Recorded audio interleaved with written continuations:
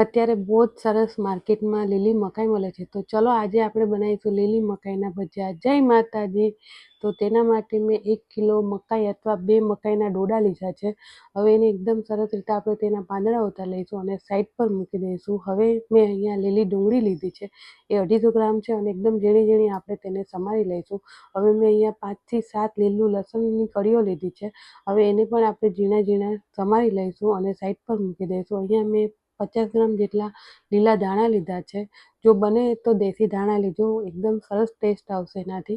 એને પણ આપણે ઝીણા-ઝીણા સમારીને સાઈડ પર મૂકી દઈશું. હવે જે મકાઈની પાંદડા ઉતાર્યા હતા એને આપણે લઈ લઈશું અને એકદમ સરસ રીતે તેને અને થોડાક એવા બિયાને સાઈડ પર મૂકી બાકી બધા જ બિયાને આપણે ચોપરમાં એડ કરી દઈશું અને હારે 3-4 મરચાં પણ એડ કરી દઈશું. એને એકદમ સરસ રીતે અધકચરું આપણે ક્રશ કરી લઈશું અને તેને સાઈડ પર મૂકી દઈશું. હવે આપણે ભજીયાનું બેટર તૈયાર કરશું.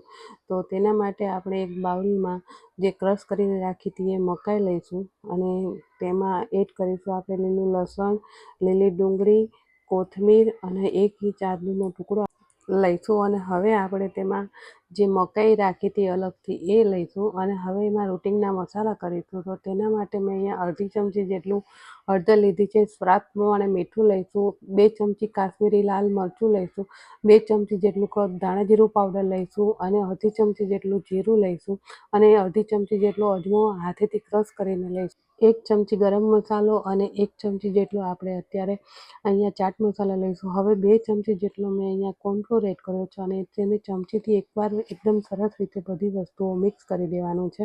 હવે આપણે હાથેથી તેને એકદમ સરસ રીતે મસળીને મિક્સ કરવાનું છે. એમાં પાણીનો ઉપયોગ નથી કરવાનો. હવે પહેલાં આપણે 2 ચમચા જેટલો ચણાનો લોટ એડ કરીશું અને એકદમ સરસ રીતે એકવાર મિક્સ કરી દઈશું.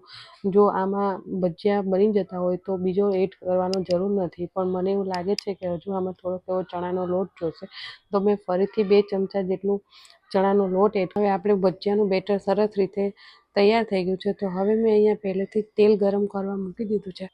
હવે આપણે ભજીયા એડ કરીશું અને ભજીયાને મીડિયમ ગેસ ઉપર આપણે ગોલ્ડન કલરના થાય ત્યાં સુધી તળી લઈશું. તો તૈયાર છે આપણા ટેસ્ટી એવા મકાઈના ભજીયા.